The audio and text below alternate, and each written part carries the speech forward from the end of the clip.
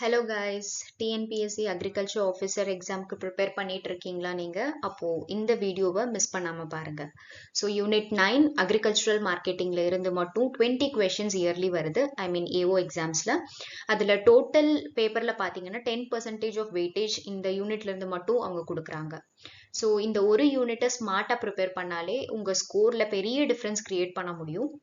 நான் கடந்த 6 years TNPSC AO paper previous question பேப்பர்ஸை அனலைஸ் பண்ணி அதிலிருந்து வந்துட்டு உங்களுக்கு அனலைசிஸ் பேசிஸில் ரிப்பீட்டடாக கேட்கப்பட்ட ஹை வெயிட்டேஜ் டாபிக்ஸை ஐடென்டிஃபை பண்ணி கொடுத்துருக்கோம் இந்த பிபிடியில். ஸோ இந்த அக்ரிகல்ச்சரல் மார்க்கெட்டிங் சீரீஸில் நான் கவர் பண்ண போகிற டாபிக்ஸை மட்டும் நீங்கள் நல்லா ப்ரிப்பேர் பண்ணிங்க மினிமம் 8 to 10 கொஷின்ஸ் அட்டென்ட் பண்ணலாம். அதுவும் கரெக்டாக அட்டென்ட் பண்ணலாம். ஸோ ஒரு கொஷினுக்கு 1.5 மார்க்ஸ் அப்படின்னு சொல்லி பார்த்தாலே உங்கள் ஃபைனல் ஸ்கோரில் இது வந்துட்டு எங்கேயோ தூக்கி விட்டுரும். முக்கியமாக என்னென்னா எல்லா டாபிக்ஸுமே படிக்க வேண்டிய அவசியம் இல்லை. எக்ஸாமுக்கு ரிலவெண்ட்டான ரிப்பீட்டடாக கேட்கப்படுற கான்செப்ட் மேலே ஃபஸ்ட்டு ஃபோக்கஸ் பண்ணிவிட்டு நெக்ஸ்ட் மீதி இருக்கிற டைமில் மற்ற டாபிக்ஸ் கவர் பண்ணலாம். ஸோ ஃபஸ்ட்டு நமக்கு ஷுவராக ஷார்ட் மார்க்ஸ் வரக்கூடிய ஒரு டாபிக்ஸ் மேலே மட்டும் கான்சென்ட்ரேட் பண்ணுங்க, அதை ரிவைஸ் பண்ணுங்க. அதுதான் வந்துட்டு நம்மளுடைய எக்ஸாம் ஸ்ட்ராட்டஜியாக இருக்கும். அண்ட் இந்த வீடியோ நம்ம strategy videos for TNPSC AO பிளேலிஸ்டோட ஒரு பார்ட். பிளேலிஸ்டில் இருக்கிற எல்லா வீடியோஸுமே கண்டிப்பாக பார்த்துருங்க. எக்ஸாமுக்கு முன்னாடி ப்ளீஸ் அலாட் யுவர் ஒரு பார்ட் ஆஃப் டைமை இதுக்காகவே அலாட் பண்ணி பார்த்துருங்க. அக்ரிகல்ச்சர் மார்க்கெட்டிங் அப்படிங்கிற பிளேலிஸ்ட்டுக்குள்ளே மற்ற மார்க்கெட்டிங் வீடியோஸ் இருக்கும். ஸோ அதில் அப்லோட் பண்ணியிருக்கோம். உங்கள் ப்ரிப்ரேஷனுக்கு கண்டினியூஸாக அது ஸ்ட்ராங்காக இருக்கும்னு சொல்லி நாங்கள் நம்புகிறோம். ஸோ ஃப்ரெண்ட்ஸ், ஹார்ட் ஒர்க் மட்டும் போதாது, கரெக்ட் டைரக்ஷனில் ஸ்மார்ட் ஒர்க் பண்ணினா மட்டும்தான் ரிசல்ட் வந்துட்டு உங்களுக்கு ஃப்ரூட்ஃபுல்லாக வரும். ஸோ வித் திஸ் வாங்க இந்த இம்பார்ட்டண்ட் அக்ரிகல்ச்சரல் மார்க்கெட்டிங் டாப்பிக்கை நம்ம இப்போ ஸ்டார்ட் பண்ணலாம். So this is the blueprint. எக்ஸாமுடைய ஒரு ப்ளூ பிரிண்ட் தான் இங்கே கொடுத்துருக்கோம். 2012 பார்த்தீங்கன்னா டோட்டலாக 19 கொஷின்ஸ் வந்துட்டு இந்த யூனிட்லேருந்து வந்திருக்கு. 2018 18 கொஷின்ஸ், 21 18 கொஷின்ஸ், 23 பார்த்தீங்கன்னா மேக்ஸிமம் நம்பர் ஆஃப் கொஷின்ஸ் 22 இந்த ஒரு யூனிட்லேருந்து வந்திருக்கு. 24 18 கொஷின்ஸ் வந்திருக்கு அண்ட் 25 20 கொஷின்ஸ் வந்திருக்கு. ஓகேவா? அண்ட் கொஷின் டைப் பார்த்தீங்கன்னா majority of the question direct factual questions. Direct factual அப்படிங்கிறது வந்துட்டு என்னன்னு பார்த்தீங்கன்னா டெஃபினிஷன், நியூமெரிக்கல்ஸ், இயர், ஹெட் குவார்ட்டர்ஸ் அந்த மாதிரி கொஷின்ஸ் எல்லாமே 40%. 28% வந்துட்டு will be like statement type. அதாவது ஒரு 4 ஸ்டேட்மெண்ட் கொடுப்பாங்க, which of the statement is correct அப்படின்னு கேட்குற மாதிரி. அண்ட் அதுக்கு அடுத்து இருக்கிறது 18% மேட்ச் த ஃபாலோயிங் கொஷின்ஸ் கொடுப்பாங்க. பேர்ஸ், இன்ஸ்டிடியூஷனுடைய ஹெட் குவார்ட்டர்ஸ் அப்படி மேட்ச் பண்ணுற மாதிரி. அண்ட் 5% ஈச் வந்துட்டு எதுக்காகனா definition and assertion and reason இந்த ரெண்டும் 5% கேட்டிருக்காங்க அண்ட் 4% numerical questions கேட்டிருக்காங்க. ஸோ இதுதான் overall blueprint. So again I'm telling 40% majority of the question is direct factual question. அப்படின்னா நீங்கள் என்ன பண்ணணும், மெமரி பவர் நல்லா இம்ப்ரூவ் பண்ணிக்கணும், frequent revision இருக்கணும். So that will play a major role in cracking the exam. எல்லாமே படிக்கும்போது நிறைய இன்ஸ்டிடியூஷன் படிப்பீங்க, இயர்ஸ், ஹெட் குவார்ட்டர்ஸ், எந்த மினிஸ்ட்ரி, அதெல்லாம் படிக்கும்போது உங்களுக்கு ரொம்ப கன்ஃபியூசிங்காக இருக்கும். So keep on revising. Direct கொஸ்டின்ஸுங்கும் போது உங்களுக்கு ரொம்ப யோசிக்கிற மாதிரி இருக்காது, டைம் மேனேஜ்மெண்ட் ரொம்ப ஈஸியாக இருக்கும். ஸோ இந்த ஸ்லைடில் என்ன மென்ஷன் பண்ணியிருக்கோன்னா நம்ம யூனிட்டில் எதெல்லாம் சப் டாபிக்ஸ் நீங்கள் மெஜாரிட்டியாக படிக்கணும், எதுக்கு இம்பார்ட்டன்ஸ் வெயிட்டேஜ் அதிகமாக கொடுக்கணும் அப்படிங்கிறது. So starting with agricultural price policy, very important topic. ஏஓன்னு மட்டும் இல்லாமல் எல்லா கவர்மெண்ட் எக்ஸாம்லையும் ஃப்ரீக்வெண்ட்டாக கேட்கக்கூடிய ஒரு டாபிக்னா இது அக்ரிகல்ச்சரல் ப்ரைஸ் பாலிசி தான். ஸோ இதுக்கு கீழே நீங்கள் ஃபோக்கஸ் பண்ண வேண்டியது it is MSP. MSP is nothing but minimum support price. அதுக்கப்புறம் FRP, fair and remunerative price. அதுக்கப்புறம் CACP, Commission of Agriculture Cost and Prices. So இதுலேருந்து கொஷின்ஸ் எப்படி வரும் அப்படின்னு பார்த்தீங்கன்னா டைரக்ட் ஃபேக்ட்ஸ் வரும் and then statement type question வரும். And next market institutions. So market இன்ஸ்டிடியூஷன்ஸுக்கு கீழே வேரியஸ் இன்ஸ்டிடியூஷன்ஸ் இருக்குது. அதில் நீங்கள் மெஜாரிட்டியாக ஃபோக்கஸ் பண்ண வேண்டியது அப்படின்னு பார்த்தீங்கன்னா APMC, agricultural and produce market committee, Agmark, agricultural produce grading and marketing, அதுக்கடுத்து NAFED, National Agricultural Cooperative Marketing Federation. இந்த இன்ஸ்டிடியூஷன்ஸை மேஜராக ஃபோக்கஸ் பண்ணுங்க. இதுல இருந்து டைரக்ட் ஃபேக்ட்ஸ் வரலாம், அதாவது ஹெட் குவார்ட்டர்ஸ் எங்க இருக்கு, இல்லை லெபரேட்டரி எங்க இருக்கு, எந்த இயர் எஸ்டாப்ளிஷ் ஆச்சு அந்த மாதிரி வரலாம், இல்லைன்னா மேட்ச் த ஃபாலோயிங் வரலாம். Next third important thing is cooperatives and commodity boards. So commodity boards பொறுத்த வரைக்கும் நம்ம இந்தியாவில் நிறைய கமாடிட்டி போர்ட்ஸ் இருக்கு. Tea board, coffee board, rubber board, spice board, coconut board, tobacco board, அந்த மாதிரி நிறைய போர்ட்ஸ் இருக்கு. ஸோ என்ன மாதிரி கொஸ்டின்ஸ்னா again it is direct facts வரும், மேட்ச் த ஃபாலோயிங் வரும். ஸோ இந்த போர்ட்ஸோட ஹெட் குவார்ட்டர்ஸ் எங்க இருக்கு, எந்த இயர்ல எஸ்டாப்ளிஷ் ஆயிருக்கு, எந்த மினிஸ்ட்ரி கீழே வரும் அப்படிங்கிறத பார்த்துக்கோங்க. நெக்ஸ்ட் இருக்கிறது marketing efficiency and price spread. So இங்க நம்ம சிம்பிள்ஸ் கொடுத்துருக்கோம்ல, இந்த சிம்பிள்ஸ்ல வந்துட்டு இதெல்லாம் ஹை இம்பார்ட்டன்ட் கொஸ்டின்ஸ், அதுக்கப்புறம் இந்த மாடரேட் கொஸ்டின்ஸ், அதுக்கப்புறம் லீஸ்ட் கொஸ்டின்ஸ். இதுதான் இம்பார்ட்டன்ட்டே. இதுல வெயிட்டேஜ் எப்படி கொடுத்துருக்கோம்னா ஸ்பிளிட் பண்ணி கொடுத்துருக்கோம், அவ்வளவுதானே தவிர்த்து ஒன் இருக்கிறதெல்லாம் படிக்க வேணாம் அந்த மாதிரி கான்செப்ட் கிடையாது. Okay, so coming back to marketing efficiency and price spread, இதுல இருந்து நியூமெரிக்கல்ஸ் வரலாம், டைரக்ட் ஃபேக்ட்ஸ் வரலாம். டைரக்ட் ஃபேக்ட்ஸ் இந்த சென்ஸ் யார் எந்த ஃபார்முலா கொடுத்தா அந்த மாதிரி கேட்கலாம். இல்லைன்னா வந்துட்டு டேட்டா கொடுத்து உங்களை வந்துட்டு what is the price spread of this particular commodity in this market அப்படின்னு கேட்கலாம். நெக்ஸ்ட் வந்துட்டு WTO. WTO உடைய இம்பாக்ட் அண்ட் AOA. AOA அப்படிங்கிறது it is an agreement on agriculture. WTO கீழே வர்றது. ஸோ அதுக்கு கீழே தனி பாக்ஸஸ் இருக்கும், green box, blue box, amber box. Based on the subsidy, நம்ம கண்ட்ரில இருந்து என்ன சப்சிடி கொடுக்குறாங்கன்றத பொறுத்து இதை ஸ்பிளிட் பண்ணியிருப்பாங்க. And it is given by WTO, world trade organisation கீழே இதெல்லாம் வரும். ஸோ இதுல வந்துட்டு நீங்க என்ன டைப் ஆஃப் கொஸ்டின்ஸ் எக்ஸ்பெக்ட் பண்ணலாம்னு பாத்தீங்கன்னா statement type and assertion and reason expect பண்ணலாம். நெக்ஸ்ட் இருக்கிறது food security, public distribution system, buffer stock. இதுல இருந்து டைரக்ட் ஃபேக்ட்ஸ் வரும் அண்ட் ஸ்டேட்மெண்ட் டைப் கொஸ்டின்ஸ் வரும். Acts, for example national food security act எப்போ வந்திருக்கு, பஃபர் ஸ்டாக்னா யார் வந்துட்டு பஃபர் ஸ்டாக் மெயின்டைன் பண்ணுவா, FCI, food corporation of India, இந்த மாதிரி கொஸ்டின்ஸ் எக்ஸ்பெக்ட் பண்ணலாம்.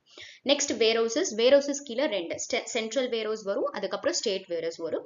அது இல்லாமல் இப்போ ரீசெண்டாக ட்ரெண்டிங்ல போயிட்டு இருக்கிறது ENWR அப்படின்னா எலக்ட்ரானிக் நெகோஷியபிள் வேர்ஹவுஸ் ரெசிப்ட். நம்ம கமோடிட்டி கொண்டு போய் வேர்ஹவுஸ்ல வச்சுட்டு ஒரு எலக்ட்ரானிக் ரெசிப்ட் வாங்கிக்கலாம். இந்த கமோடிட்டி இந்த பர்டிகுலர் வேர்ஹவுஸ்ல வச்சிருக்கோம், இவ்வளோ குவான்டிட்டி வச்சிருக்கோம், இவ்வளோ அந்த வேல்யூ ஆஃப் த ப்ராடியூஸ் இவ்வளோ அப்படின்னு. இது எதுக்காக யூஸ் ஆகும்னா இதை வச்சு நீங்க வந்துட்டு பேங்க்ல கொலாட்ரலா கொடுத்து லோன் வாங்கிக்கலாம். ஸோ இது வந்துட்டு வேர்ஹவுசிங் கீழே வரக்கூடிய questions. Next agri business management and FPOs.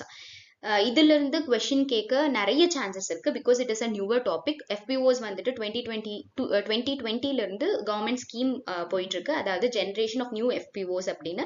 2020ல establish பண்ணும்போதே அவங்க டார்கெட் ஃபிக்ஸ் பண்ணியிருந்தாங்க, 10,000 நியூ FPOs ஸ்டார்ட் பண்ணும் இந்தியாவில் 2024க்குள்ள அப்படின்னு. ஸோ இதுல இருந்து கொஸ்டின்ஸ் வர, அதாவது மெயின்லி GA ஜென்ரல் அவேர்னஸ் இதுல இருந்து வர நிறைய சான்சஸ் இருக்கு. Next question is market risk, speculation, hedging. Market ரிஸ்க்னா என்ன, ஸ்பெகுலேஷன்னா என்ன, ஹெட்ஜிங்னா என்ன, ஸோ ஸ்பாட் மார்க்கெட்னா என்ன, ஃபார்வர்ட்னா என்ன, இந்த கான்செப்ட்ஸ்ல இருந்தெல்லாம் கொஸ்டின் வர சான்ஸ் இருக்கு. Last one is IPR, intellectual property rights. அதுல GI யாரு கீழே வரும், APIDA, agricultural and processed food export development authority, international trade. So these are the topics you must cover before entering the exam hall. Okay va? Yeah, இந்த current ஸ்லைட்ல இருந்து நம்ம என்ன பார்க்க போறோம்னா, இப்போ வரைக்கும் பார்த்து அந்த டீகோட் பண்ண சப்கண்டென்ட்ஸ்ல இருந்து மெஜாரிட்டி ஆஃப் கொஸ்டின்ஸ் எந்த மாதிரி இருக்கும், எந்த ஏரியாவை ஃபோக்கஸ் பண்ணும் அப்படிங்கிறத ஒரு லைக் இம்பார்ட்டன்ட் பாயிண்ட்ஸ் மட்டும் டிஸ்கஸ் பண்ணிக்கலாம். Okay, so starting with agricultural price policy. அதுக்கு கீழே நான் முன்னாடியே சொன்ன மாதிரி minimum support price, fair and remunerative price, commission of agriculture cost and prices, இந்த மூணு கான்செப்டை மேஜராக ஃபோக்கஸ் பண்ணணும். ஓகே, ஸோ எம்எஸ்பியை பொறுத்த வரைக்கும் எம்எஸ்பினா என்னன்னு பார்த்தீங்கன்னா, சோயிங் சீசனுக்கு முன்னாடி, அதாவது ஒரு ஃபார்மர்ஸ் ஒரு பர்டிகுலர் க்ராப்பை சோ பண்ணுறதுக்கு முன்னாடியே கவர்மெண்ட் வந்துட்டு அனௌன்ஸ் பண்ணுவாங்க, நான் மினிமமா உங்களுக்கு இவ்வளவு சப்போர்ட் பிரைஸை கொடுக்க முடியும் அப்படின்னு சொல்லி அனௌன்ஸ் பண்ணுவாங்க. So based on the support price farmer will decide அவங்க அந்த பர்டிகுலர் க்ராப்பை க்ரோ பண்ணுமா வேணாமான்னு சொல்லி ஃபார்மர் டிசைட் பண்ணிப்பாங்க. ஓகே, ஸோ யார் ரெக்கமெண்ட் பண்ணுவாங்கன்னா CACP ரெக்கமெண்ட் பண்ணுவாங்க. எப்படி CACP ரெக்கமெண்ட் பண்ணுவாங்கன்னா, ஃபர்ஸ்ட் அவங்க காஸ்ட் ஆஃப் ப்ரொடக்ஷன் கால்குலேட் பண்ணுவாங்க based on the formula C2. நிறைய ஃபார்முலா இருக்கு, A1, A2, B1, B2, ஒவ்வொன்றிலையும் காம்பனன்ட்ஸ் மட்டும் வேரி ஆகும். C2 ஃபார்முலா யூஸ் பண்ணி காஸ்ட் ஆஃப் ப்ரொடக்ஷன் கால்குலேட் பண்ணிடுவாங்க. மீன்ஸ் லைக் அவங்க என்ன சொல்லுவாங்கன்னா, பெர் யூனிட் ஏரியால ஒரு பர்டிகுலர் க்ராப்பை கல்டிவேட் பண்ண இவ்வளோ காஸ்ட் ஆகும் அப்படின்னு சொல்லி கால்குலேட் பண்ணி ரெக்கமெண்ட் பண்ணுவாங்க. யாருக்கு ரெக்கமெண்ட் பண்ணுவாங்க? Government of India, especially cabinet committee on economic அஃபேர்ஸ்க்கு ரெக்கமெண்ட் பண்ணுவாங்க.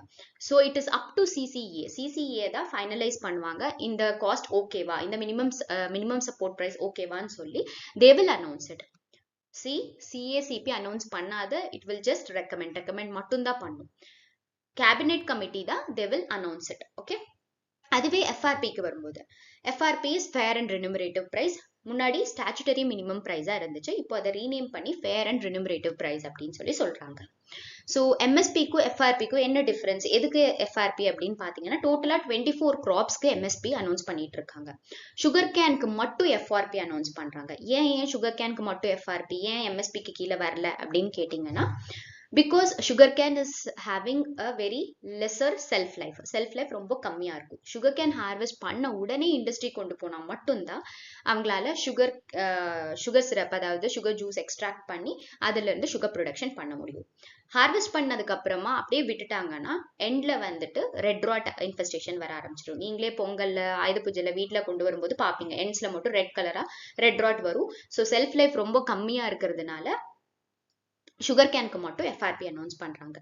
அண்ட் இதுல எம்எஸ்பிக்கும் எஃப்ஆர்பிக்கும் இருக்கிற டிஃபரன்ஸ், இன்னொரு மேஜர் டிஃபரன்ஸ் பாத்தீங்கன்னா, இது ஜஸ்ட் சிஏசிபி அட்வைஸ் பண்ணுவாங்க, but it is a statutory one, legally bound ஆயிருக்கும். ஓகேவா? அதனாலதான் முன்னாடி ஸ்டாச்சுட்டரி மினிமம் பிரைஸ் அப்படின்னு இருந்துச்சு. Now they have renamed it as fair and remunerative price. ஓகேவா? அண்ட் இந்த கீழே கொடுத்திருக்கிற இந்த flow it is very important. 3 thing இருக்கு: இஷ்யூ பிரைஸ், எம்எஸ்பி, எம்ஆர்பி. ஓகேவா?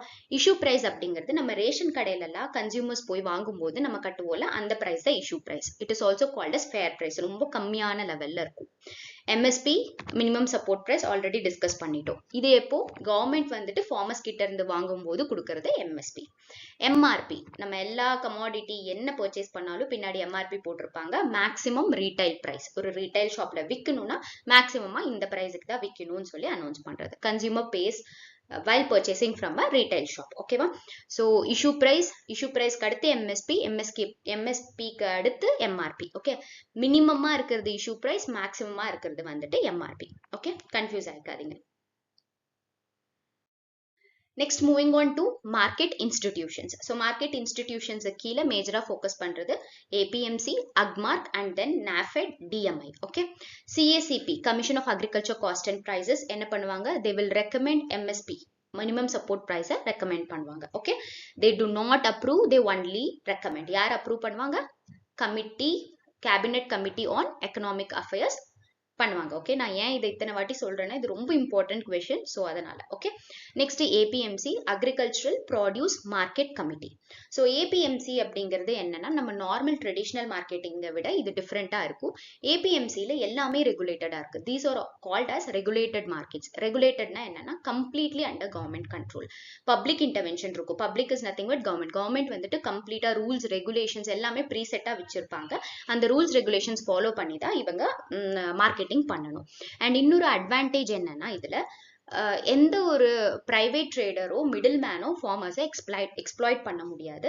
டைரக்ட் செல்லிங் அப்படிங்கறத இவங்களுடைய ஃபோக்கஸா இருக்கும். Okay, next is Agmark. Agmark அப்படிங்கிறது agricultural produce grading and marketing அப்படிங்கிறது ஃபுல் ஃபார்ம். ஓகே, ஸோ இந்த அக்மார்க்குடைய வேலை என்னன்னா, அக்ரிகல்ச்சரல் ப்ராடியூஸ்க்கு கிரேடிங் அண்ட் ஸ்டாண்டர்டைசேஷன் கொடுப்பாங்க. ஸோ ஸ்டாண்டர்டைசேஷன் அப்படிங்கிறது என்ன? ப்ரீசெட் ஸ்டாண்டர்ட்ஸ், ஒரு ஸ்டாண்டர்ட்ஸை ஃபிக்ஸ் பண்றது தான் ஸ்டாண்டர்டைசேஷன். ஃபிக்ஸ் பண்ண ஸ்டாண்டர்ட்ஸை படி சார்ட் பண்றது, ப்ராடியூசர்ஸை சார்ட் பண்றது, it is grading. Okay, standardisation அப்படின்னா ஸ்டாண்டர்ட்ஸை செட் பண்றது. செட் பண்ண ஸ்டாண்டர்ட்ஸை படி கூட்ஸை வந்துட்டு சார்ட் பண்றது, டிவைட் பண்றது வந்துட்டு it is grading. Okay, colour ரெட்டா இருந்தா தான் ஆப்பிள், அப்படி ஆப்பிள் வந்துட்டு ஃபர்ஸ்ட் குவாலிட்டி, எல்லோயிஷ் ரெட்டா இருந்தா செகண்ட் குவாலிட்டி அப்படிங்கிறது கிரேடிங். ஓகேவா? இப்படி இருக்கணும் அப்படின்னு சொல்றது it is standardisation. Okay, so இதுல இம்பார்ட்டண்டா கேட்கக்கூடிய questions 2. Central Agmark laboratory. Laboratory எங்க இருக்கு? Nagpur. Okay, headquarters of Agmark is Faridabad, Haryana. Headquarters Faridabad, ஹரியானால இருக்கு. சென்ட்ரல் அக்மார்க் லெபரட்டரி தான் நாக்பூர்ல இருக்கு. இது ஒரு confusing question. Okay, next Agmark net. Agmark நெட்க்கும் அக்மார்க்கும் டிஃபரன்ஸ் இருக்கு. ஓகே, அக்மார்க் வந்துட்டு ஜஸ்ட் கிரேடிங் அண்ட் ஸ்டாண்டர்டைசேஷன் மட்டும் தான் பண்ணுவாங்க. பட் அக்மார்க் நெட் என்ன பண்ணுவாங்கன்னா, ஆன்லைன்ல வந்துட்டு கமாடிட்டி பிரைசஸ், ஒரு மண்டியில அரைவல்ஸ் எவ்வளோ இருக்கு, அரைவல் பிரைஸ் என்ன, குவான்டிட்டி என்ன அப்படிங்கறத ஆன்லைன்ல டிஸ்பிளே பண்ணுவாங்க, பப்ளிஷ் பண்ணுவாங்க. அதுதான் அக்மார்க் நெட்டோடைய major work. Okay, Next is NAFED, National Agricultural Cooperative Marketing Federation. So NAFED என்னன்னா it is the higher level agency in cooperative marketing. Cooperative marketing ke or apex agency எதுனா NAFED. Okay, they also help in price support operations la help பண்ணுவாங்க. இது it is associated with cooperative marketing. Normal marketing கிடையாது, cooperative marketing. And NAFED is meant only for the producer. NAFED producers க்கு மட்டும் தான். Consumers க்கு அப்புறம் என்னன்னு பாத்தீங்கன்னா National Cooperative Consumer Federation. Consumer Federation க்கு National Cooperative Consumer Federation consumers காக and producer காக National Agricultural Cooperative Marketing Federation. Next இருக்கிறது DMI, Directorate of Marketing and Inspection. So DMI உடைய work என்னன்னா நம்ம இங்க பார்த்தோம்ல அக்மார்க்ல ஸ்டாண்டர்ட்ஸ், அந்த அக்மார்க் உடைய ஸ்டாண்டர்ட்ஸை இம்ப்ளிமெண்ட் பண்றது DMI உடைய மேஜர் ஒர்க். அது இல்லாம மார்க்கெட் சர்வே போவாங்க, பிரைஸ் இன்ஃபர்மேஷனை டிஸ்பிளே பண்ணுவாங்க, அது எல்லாமே DMI பண்ணுவாங்க. Okay, and DMI works under ministry of agriculture. Ministry of அக்ரிகல்ச்சருக்கு கீழே வரும். ஸோ அடுத்த டாபிக் என்னன்னு பார்த்தீங்கன்னா WTO and trade policy agreement on agriculture, AOA. WTO அப்படிங்கிறது world trade organisation. Headquarters எங்க இருக்கு? Geneva, Switzerland. Okay, world bank வந்துட்டு எங்க இருக்கு? USA, வாஷிங்டன் USAல இருக்கு. WTO it is in Geneva, Switzerland. எப்போ எஸ்டாப்ளிஷ் ஆச்சுன்னா 1995. அதுக்கு முன்னாடி இந்த ட்ரேட் ரிலேட்டட் ஆஸ்பெக்ட்ஸ் எல்லாம் யார் பார்த்துட்டு இருந்தாங்கன்னா general agreement on tariff and trade, GATT அப்படிங்கிற ஒரு அக்ரிமெண்ட் படி நடந்துட்டு இருந்துச்சு வேர்ல்ட்ல ட்ரேட். ஓகே, அதை ரீப்ளேஸ் பண்ணி வந்தது WTO. ஸோ இங்க நீங்க பார்க்க வேண்டியது என்னன்னா GATT இஸ் நாட் ஆர்கனைசேஷன், ஆர்கனைசேஷனோ இன்ஸ்டிடியூஷனோ கிடையாது, இட் இஸ் அன் அக்ரிமெண்ட். அதை ரீப்ளேஸ் பண்ணி இந்த WTO அப்படிங்கிற ஒரு ஆர்கனைசேஷனை கொண்டு வந்தாங்க.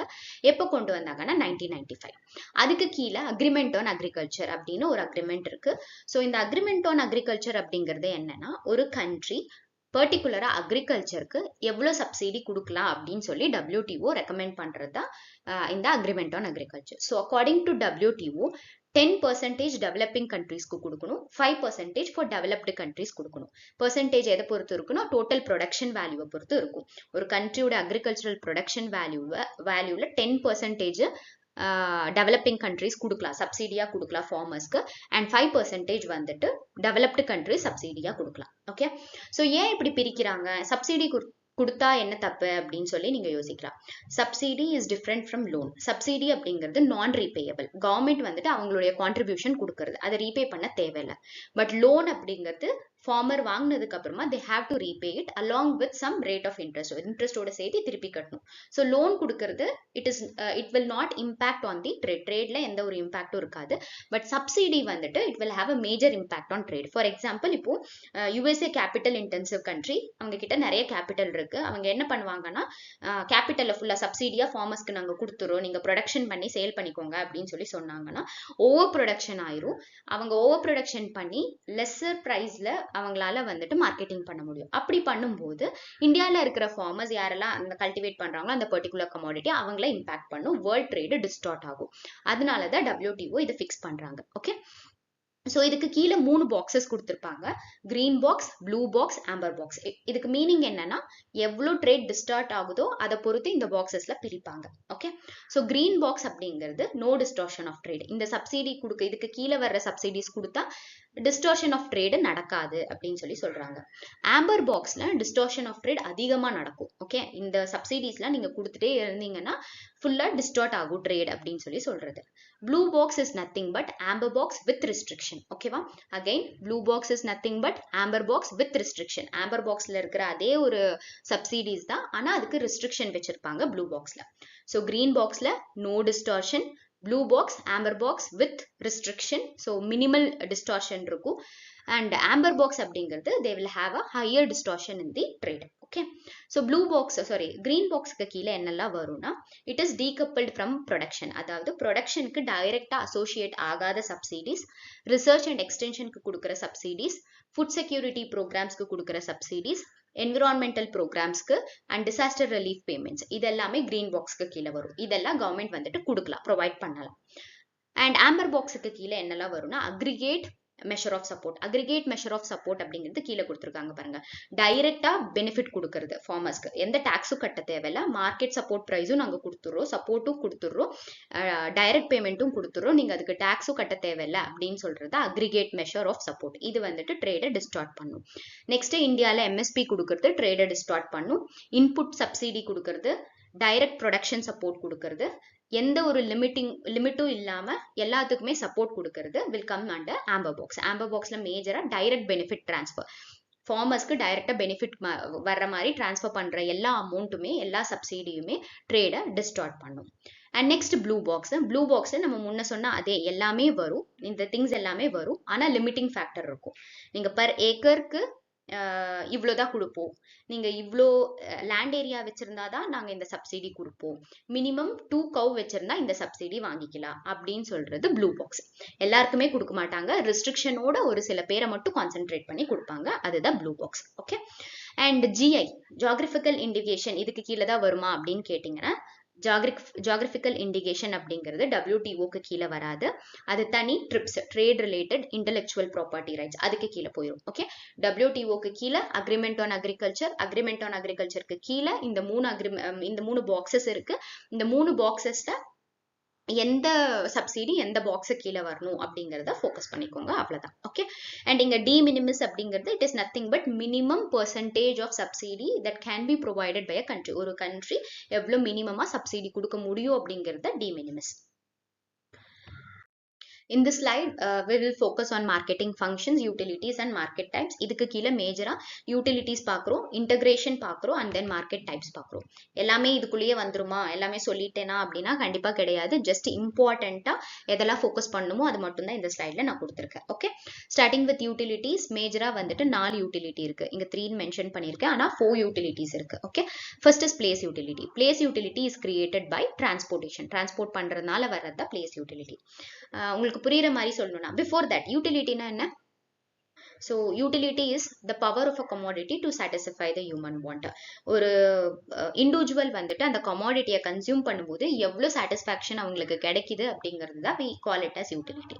So place utility அப்படிங்கிறது example apple in Kashmir getting transported from Kashmir to Tamil Nadu. தமிழ்நாடுக்கு நம்ம வந்துட்டு ஆப்பிள் எடுத்துட்டு வர்றது தமிழ்நாடு பீப்புளுக்கு யூட்டிலிட்டி கிரியேட் ஆகுது ஆப்பிள் கன்சம்ஷன்னால. So this is called place utility. கரெக்டா? ஸோ டிரான்ஸ்போர்ட்டேஷன்னால பிளேஸ் யூட்டிலிட்டி கிரியேட் ஆகுது. Next is time utility. Time utility is caused due to storage. Vegetable crops அதுக்கப்புறம் வேற என்ன இருக்கு? வெஜிடபிள் கிராப்ஸே வச்சுக்கோங்க, ஷெல்ஃப் லைஃப் கம்மியா இருக்கும். ஸோ ப்ரொடக்ஷன் பண்ணிட்டு கோல்ட் ஸ்டோரேஜ் பண்ணி வச்சுட்டு எப்போ வேணுமோ அப்போ எடுத்து நம்ம யூஸ் பண்ணிக்கிறது. So time utility is created by storage. ஸ்டோரேஜ்னால கிரியேட் ஆகிறது டைம் யூட்டிலிட்டி. நம்ம பஃபர் ஸ்டாக் அதுக்கப்புறம் என்ன பேடி வீட்டில் ஸ்டோர் பண்ணி வைக்கிறது எல்லாமே it is giving us the time utility. Form utility again mango juice example எடுத்துக்கோங்க. ஃபார்ம் அப்படிங்கிறது அதனுடைய ஃபார்மை சேஞ்ச் பண்ணி நம்ம வந்துட்டு அதுல இருந்து யூட்டிலிட்டி அட்டைன் பண்றத ஃபார்ம் யூட்டிலிட்டி. எக்ஸாம்பிள் ப்ராசஸிங், எதனால கிரியேட் ஆகுதுன்னா processing. Example is mango juice.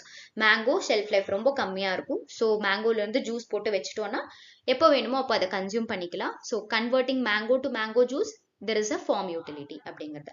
Last type of utility is possession utility. Okay. Possession utility. So position யூட்டிலிட்டின்றது பேஸ்ட் ஆன் ஓனர்ஷிப்னால யூட்டிலிட்டி கிரியேட் ஆகுது. ஒரு ஃபார்மர் பேடி கல்டிவேட் பண்ணிட்டு அதை அவர்கிட்டயே வச்சுக்கிட்டாருன்னா யாருக்கும் எந்த யூஸும் கிடையாது. ஸோ கல்டிவேட் பண்ண பேடியை அவங்க ரிட்டைலருக்கோ ஹோல்சேலருக்கோ சேல் பண்ணும்போது அவங்க அதை டிஸ்ட்ரிபியூட் பண்ணுவாங்க, அதை கன்சியூம் பண்றவங்களுக்கு யூட்டிலிட்டி கிடைக்கும். So possession is created by change in ownership. ஞாபகம் வச்சுக்கோங்க. Place utility is created by டிரான்ஸ்போர்ட்டேஷன்னால வர்றது பிளேஸ் யூட்டிலிட்டி, ஸ்டோரேஜ்னால வர்றது டைம் யூட்டிலிட்டி, ப்ராசஸிங்னால வர்றது form utility, change in ownership change ஆகிறதுனால வர்றது it is possession utility. Okay. இதுதான் first utility. Next is integration அப்படிங்கிறது டூ ஆர் மோர் ஃபங்க்ஷன்ஸ் பண்ற ஒரு ஏஜென்சியை சிங்கிள் மேனேஜ்மெண்ட் கீழே கொண்டு வரதா we call it as market integration. Okay. Consolidating functions under single management. நிறைய ஃபங்க்ஷன் பண்ணிட்டு இருக்கிற வெவ்வேறு ஏஜென்சியை ஒரு மேனேஜ்மெண்ட் கீழே கொண்டு வர்றது it is what we call it as market integration. இதுல again there are 3 types of market integration. ஒன்னு horizontal integration, vertical integration and third type is conglomeration. Okay. Conglomeration. Okay, horizontal integration அப்படிங்கிறது என்னன்னா ஒரே function பண்ற ரெண்டு marketing ஏஜென்சியை combine பண்றது horizontal integration. Example, ஒரு காட்டன் த்ரெட்டை வந்துட்டு சேல் பண்ற ஹோல்சேலர் ரெண்டு பேரும் காட்டன் த்ரெட்டை தனித்தனியா சேல் பண்ணிட்டு இருக்காங்க. அவங்க ரெண்டு பேரும் மர்ஜ் ஆகி ஒரு சிங்கிள் மேனேஜ்மெண்ட்டுக்கு கீழே ஜாயின் பண்ணிக்கிறது ஹரிசாண்டல் இன்டகிரேஷன். ஓகே, சேம் லெவல்ல இருக்கிற மார்க்கெட்டிங் ஏஜென்சிஸ் கம்பைன் ஆனா ஹரிசாண்டல் இன்டகிரேஷன். ஸோ வெர்டிக்கல் அப்படிங்கிறது என்னன்னா இப்படி இருக்கும். ஓகே, டிஃப்ரெண்ட் லெவல்ஸ்ல இருக்கிறவங்க ஒரே ஏஜென்சி கீழே வர்றது வெர்டிக்கல் இன்டகிரேஷன். ஃபார் எக்ஸாம்பிள், நான் சொன்னேன்ல காட்டன்ல, இப்போ காட்டன்ல இருந்து காட்டன் ப்ரொடியூஸ் பண்றவங்க பேக்வேர்டா போய் காட்டனை பர்ச்சேஸ் பண்றாங்க அப்படின்னா it is vertical integration. Okay, cotton thread produce பண்றவங்க பேக்வேர்டா போய் காட்டனை பர்ச்சேஸ் பண்ணா it is backward integration. Backward integration is again a vertical integration. Cotton thread produce பண்ணவங்க நெக்ஸ்ட் போய் ஷர்ட் மேனுஃபேக்சர் பண்றாங்கன்னா it is forward integration. Vertical இன்டகிரேஷன்ல ரெண்டு இருக்கு. Okay, forward integration and backward integration அப்படின்னு ரெண்டு இருக்கு. ஸோ ஃபார்வர்ட் இன்டகிரேஷன்னா அவுட்புட் சைடுக்கு மூவ் ஆகுறது ஃபார்வர்ட் இன்டகிரேஷன். பேக்வர்ட் இன்டகிரேஷன்னா இன்புட் சைடுக்கு மூவ் ஆகுறது பேக்வர்ட் இன்டகிரேஷன். அண்ட் ரெண்டுமே கம்ஸ் அண்டர் வெர்டிக்கல் இன்டகிரேஷன். ரெண்டு பேரும் வெவ்வேறு ஃபங்க்ஷன் பண்ணிட்டு இருப்பாங்க. அந்த வெவ்வேறு ஃபங்க்ஷனையும் அவங்க வந்துட்டு they will combine it and they will make it as a single agency. ஓகேவா? லாஸ்டா இருக்கிறது கான்க்ளோமரேஷன். கான்க்ளோமரேஷனுக்கு எக்ஸாம்பிள் வந்துட்டு Hindustan Unilever limited. Unrelated agency எல்லாம் கம்பைன் ஆகி ஒரு சிங்கிள் மேனேஜ்மெண்ட் கீழே வர்றது conglomeration. So Hindustan Unilever limited கீழே சோப்பு, பேஸ்ட், பிரஷ் எல்லாமே டிஃப்ரெண்ட் ப்ரொடக்ஷன் தான், ஆனால் எல்லாமே ஒரே சிங்கிள் மேனேஜ்மெண்ட் கீழே வந்துடும். So that is conglomeration. So இன்டகிரேஷன்னா என்ன? Consolidating functions under single management. அதுல மூணு இருக்கு: ஹரிசாண்டல், வெர்டிக்கல், கான்க்ளோமரேஷன். ஒரே லெவல்ல இருக்கிற ஃபங்க்ஷன் பண்ற ஏஜென்சிஸை கம்பைன் பண்ண ஹரிசாண்டல், டிஃப்ரெண்ட் லெவல்ஸ்ல இருக்கிறவங்களை கம்பைன் பண்ண வெர்டிக்கல், அன்ரிலேட்டடா சம்பந்தமே இல்லாம வந்து சிங்கிள் மேனேஜ்மெண்ட்ல சேர்ந்தா conglomeration. Okay, next is market classification. So market கிளாசிபிகேஷன்ல perfect competition, imperfect competition divide பண்ணலாம். இம்பார்ட்டன்ட் பாயிண்ட்ஸ் மட்டும் இங்க பாத்துக்கலாம். மற்றதெல்லாமே வந்துட்டு you better join it on the course. Okay, so perfect competition க்கு கீழ என்ன பாத்தீங்க, என்ன important points அப்படின்னு சொல்லி பாத்தீங்கன்னா, நிறைய செல்லர்ஸ் இருப்பாங்க. ஹோமோஜீனியஸ் கூட்ஸ் ப்ரொடியூஸ் பண்ணுவாங்க. ஹோமோஜீனியஸ்னா ஒரே மாதிரியான கமாடிட்டிஸ் ப்ரொடியூஸ் பண்ணுவாங்க. And they will act as a price takers. அவங்க செட் பண்றதா பிரைஸ் அப்படிங்கிற மாதிரி இருக்கும். பெர்ஃபெக்ட் காம்படிஷன் ரியல் வேர்ல்ட் சிச்சுவேஷன்ல அப்ளிகபிளான்னு பாத்தீங்கன்னா most of the time it is not applicable. So perfect competition பொறுத்த வரைக்கும் many sellers homogeneous goods produce பண்ணுவாங்க and they will be price takers. Monopoly, மோனோனாலே சிங்கிள் செல்லர் இருந்தா மோனோபோலி. ஒலிகோ அப்படிங்கிறது few seller இருந்தா ஒலிகோபோலி. ஓகே, அண்ட் இதுல important kinked demand and price rigidity. ஒலிகோபோலியில few sellers 4 பேர் இருப்பாங்க. ஸோ 4 பேர் இருக்கும்போது பிரைஸை ஏத்தவோ இறக்கவோ எல்லாருமே பயப்படுவாங்க. 4 செல்லருமே பயப்படுவாங்க. பிகாஸ் இப்போ ஒரு செல்லர் பிரைஸை ஏத்திட்டாங்கன்னா consumer will get attracted towards the other 3 sellers. மற்ற 3 பேர்கிட்ட போயிருவாங்க. இவங்க கிட்ட யாருமே பர்ச்சேஸ் பண்ண மாட்டாங்க and will get a loss. So ஒலிகோபோலியில பிரைஸ் ரிஜிடிட்டி இருக்கும். டிமாண்ட் கர்வ் யூஸ்வலா இருக்காது, கிங்க்டா இருக்கும். ஒரு ஷார்ப் சேஞ்ச் இருக்கிற மாதிரி இருக்கும். ஓகேவா? Next monopolistic competition. Monopolistic competition அப்படிங்கிறது it is the combination of both monopoly and perfect competition. ரெண்டுமே சேர்ந்து இருக்கும். ஓகேவா? சோ இதுல எப்படி இருக்கும்? Large sellers, differentiated goods. ஓகேவா? நான் முன்னாடியே சொன்ன combination of perfect competition and monopoly. Large sellers இருப்பாங்க அண்ட் டிஃபரன்ஷியேட்டட் கூட்ஸ் வந்துட்டு செல் பண்ணுவாங்க. Spot market. ஸோ இது டைப்ஸ் ஆஃப் மார்க்கெட் கீழே வரும், மார்க்கெட் கிளாசிபிகேஷன் கீழே வராது. ஓகே, லாஸ்ட் இருக்கிறது 4மே types of markets. So spot market அப்படிங்கிறது நான் இப்போ போய் மணி கொடுத்து பர்ச்சேஸ் பண்ணிட்டு வர்றது. Good and money exchange immediately. நான் இப்போ போய் வாங்கிட்டு வந்தேன்னா ஸ்பாட் மார்க்கெட். ஃபார்வர்ட் மார்க்கெட் அப்படிங்கிறது நான் இன்னைக்கு போய் கான்ட்ராக்ட் சைன் பண்ணிட்டு வருவேன். நான் என்ன சொல்லுவேன்னா, எனக்கு 2 months கழிச்சு, அதாவது ஆகஸ்ட்ல வந்துட்டு எனக்கு இந்த பர்டிகுலர் கமாடிட்டி வேணும், நான் இன்னைக்கு என்ன பிரைஸ் கோட் பண்றேனோ அந்த பிரைஸ்ல எனக்கு ஃபியூச்சர்ல டெலிவரி வேணும் அப்படிங்கிறது ஃபார்வர்ட் மார்க்கெட். செக்யூலர் மார்க்கெட் அப்படிங்கிறது market which is permanent in nature. ஓகேவா? இதெல்லாம் டியூரபிள் கமாடிட்டிஸ்லாம் செக்யூலர் மார்க்கெட். இம்ப்ளிமெண்ட்ஸ், மிஷினரிஸ் இதெல்லாமே செக்யூலர் மார்க்கெட் கீழே வரும். ஒன்ஸ் அந்த மார்க்கெட் எஸ்டாப்ளிஷ் ஆயிடுச்சுன்னா அந்த இடத்துலயே தான் அந்த மார்க்கெட் இருக்கும். Okay, not periodic. ஒரு சில நாள்ல இருந்து ஒரு சில நாள் இல்லாம அந்த மாதிரி இருக்காது. பெர்மனண்டா அதே இடத்துல அந்த மார்க்கெட் இருக்கும். ஜென்ரல் மார்க்கெட் அப்படிங்கிறது எல்லா கமாடிட்டிஸ்க்கும் இருக்கக்கூடியது ஜென்ரல் மார்க்கெட். ஓகே, இந்த ஸ்லைட்ல மேஜரா நம்ம யூட்டிலிட்டிஸ் பார்த்திருக்கோம், இன்டகிரேஷன் பார்த்திருக்கோம், மார்க்கெட் கிளாசிபிகேஷன் பார்த்திருக்கோம். மார்க்கெட் ஃபங்க்ஷன்ஸ் பார்க்கல. Market functions again again primary function, secondary function, tertiary function அப்படின்னு சொல்லி கிளாஸிஃபை பண்ணியிருப்பாங்க. பிரைமரியில பையிங், அதுக்கப்புறம் அசம்பிள் பண்றது, அங்கிருந்து அசம்பிள் பண்றது, ஃபார்மர்ஸ் கிட்ட இருந்து அசம்பிள் பண்றது, அதெல்லாமே வந்து பிரைமரி, செல்லிங் பண்றது எல்லாமே பிரைமரி ஃபங்க்ஷன்ல வரும். செகண்டரியில டிரான்ஸ்போர்ட்டேஷன், கிரேடிங், ஸ்டாண்டர்டைசேஷன் அதெல்லாம் செகண்டரியில வரும். டெரிஷரியில வந்துட்டு பேங்கிங் சர்வீசஸ், மற்ற சர்வீசஸ்லாம் கொடுக்கறது டெரிஷரியில வரும். மார்க்கெட்டிங் ஃபங்க்ஷன்ஸ் வந்துட்டு கிளாசிஃபிகேஷன் நிறைய டைப்ஸ் இருக்கு. ஸோ அதை பார்த்துக்கோங்க. ஓகேவா? நெக்ஸ்ட் இருக்கிறது commodity boards and cooperative bodies.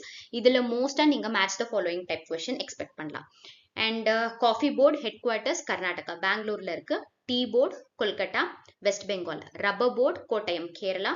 Spice board is in Kochi. Tobacco board குண்டூர்ல இருக்கு, Andhra Pradesh. Coconut Development Board Kochi. APIDA, Agriculture and Processed Food Export Development Authority, headquarters is New Delhi. MPIDA, again headquarters is Cochin. MPIDA வந்துட்டு Marine and Processed Food Export Development Authority. இது agriculture-க்கு APIDA, MPIDA-ங்கிறது marine-க்கு. Okay, next is NAFED. NAFED உடைய headquarters New Delhi-ல இருக்கு. And then NDDB, National Dairy Development Board. எங்க இருக்குன்னா Anand, Gujarat. Okay, better ஒரு screenshot எடுத்து ஹெட்குவார்ட்டர்ஸ் வந்துட்டு by heart பண்ணி வச்சுக்கோங்க. கண்டிப்பா கொஸ்டின் வர சான்சஸ் இருக்கு. ஓகே, ஸோ கமாடிட்டி பேர்லயே இருக்கிற மாதிரி இருக்கும். இதுல நீங்க பார்க்க வேண்டியது அபிடா வந்துட்டு அக்ரிகல்ச்சர் அண்ட் ப்ராசஸ்ட் ஃபுட்ஸ்க்கு, எம்பிடா வந்துட்டு மெரைன் ஃபுட்ஸ்க்கு இருக்கு.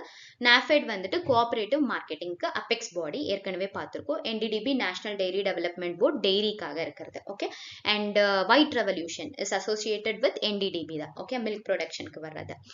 And most of the boards, எல்லா போர்ட்ஸுமே மினிஸ்ட்ரி ஆஃப் காமர்ஸ் கீழே வரும், except coconut development board. Coconut development board மட்டும் மினிஸ்ட்ரி ஆஃப் அக்ரிகல்ச்சருக்கு கீழே வரும். மற்ற எல்லாமே மினிஸ்ட்ரி ஆஃப் காமர்ஸ் அண்ட் இண்டஸ்ட்ரிக்கு கீழே வரும். ஓகேவா? அண்ட் அபிடா எம்பிடாவுமே it comes under ministry of commerce. NAFED comes under Ministry of Agriculture and NDDB comes under Ministry of Dairy and Fishery க்கு கீழே வரும். ஓகேவா? Remember, எல்லா போர்டுமே, most of the board comes under the Ministry of Commerce and Industry. Okay. So next, warehousing and storage infrastructure.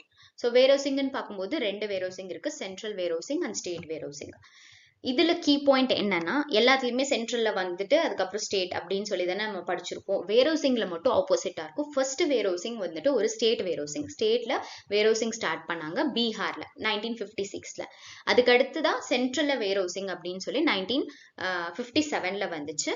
And warehousing வந்து ஒரு 5 years கழிச்சு தான் அதுக்கான ஆக்ட் கொடுத்தாங்க, எனாக்ட் பண்ணாங்க. இந்த மாதிரி தான் இருக்கணும் வேர்ஹவுஸ்னா, இந்த ரூல்ஸ் இருக்கணும், இந்த ரெகுலேஷன்ஸ் இருக்கணும்னு சொல்லி 62ல எனாக்ட் பண்ணாங்க. பட் ஃபர்ஸ்டா எஸ்டாப்ளிஷ் ஆனது 1957.